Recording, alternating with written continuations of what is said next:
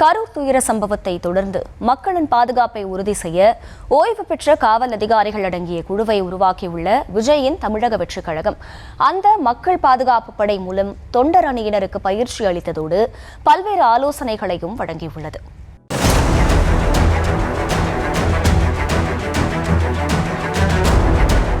கரூர் துயர சம்பவத்தை தொடர்ந்து அடுத்த கட்டத்திற்கு நகர முடியாமல் தத்தளித்த தமிழக வெற்றிக் கழகம் தற்போது அடுத்தடுத்து பணிகளை தீவிரப்படுத்தியுள்ளது.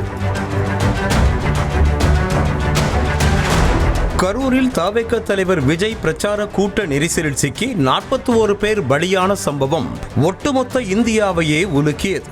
இதனையடுத்து ஒரு மாதத்திற்கு மேலாக சைலண்ட் மோடில் இருந்த தவேக கூட்ட நெரிசலில் உயிரிழந்தவர்களின் குடும்பத்தினரை கரூரில் இருந்து சென்னையை அடுத்த மாமல்லபுரத்திற்கு அழைத்து வந்து ஆறுதல் கூறிய பிறகு அடுத்தடுத்த பணிகளில் தீவிரமாக இறங்கி தற்போது இயல்பு நிலைக்கு திரும்பி இருக்கிறது.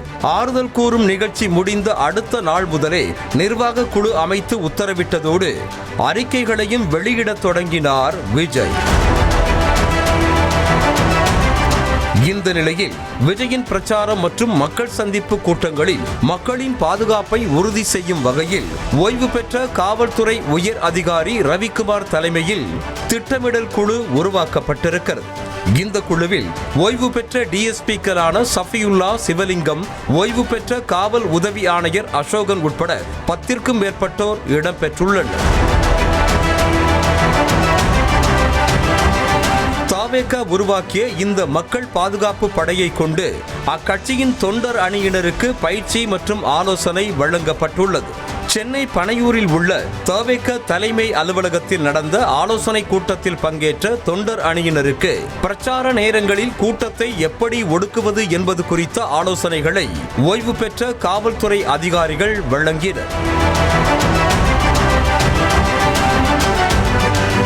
தொகுதிக்கு ஒரு ஆண் மற்றும் ஒரு பெண் என 2 பேர் வீதம் 234 சட்டமன்ற தொகுதிகளுக்கும் மொத்தம் 468 பேர் கொண்ட தொண்டர் அணியை தமிழக வெற்றிக் கழகம் உருவாக்கியிருக்கும் நிலையில் பிரச்சாரத்தின் போது விஜயை பாதுகாக்கவும் மக்களை பாதுகாக்கவும் அறிவுறுத்தல்கள் வழங்கப்பட்டுள்ளன. மேலும் வரும் நாட்களில் தொண்டரணியில் சில நிர்வாகிகள் சேர்க்கப்படலாம் எனவும் தகவல் வெளியாகியிருக்கிறது. வரும் நாட்களில் விஜய் மேற்கொள்ளவிருக்கும் பிரச்சார கூட்டங்களில் இந்த புதிய அணிகளின் செயல்பாடுகளும் பங்களிப்பும் எந்த அளவிற்கு இருக்கும் என்பதை பொறுத்திருந்துதான் பார்க்க வேண்டும்.